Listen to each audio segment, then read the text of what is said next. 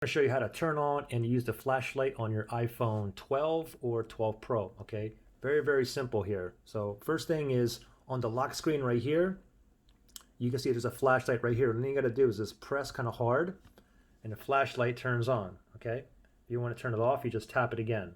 Okay, and the flashlight is right here. Okay, and on the 12 Pro, it's right there. Now the thing is, if you're signed into it, into your iPhone, so let's sign in really fast. So once you're signed in, if you go to the control center, if you swipe top right hand side, not the top middle, you got to go in the top right hand side. If you swipe down, we can see down here in the control center the flashlight. Okay, so same thing, we can turn it on and we can turn it off. Okay, but we can also do this, we can increase and decrease the brightness. If you press and hold, now you can go ahead and increase the brightness and decrease, as you can see here. See, off, getting brighter, brighter, just like that. Okay, and turn it off again, just like that. Pretty simple. Good luck.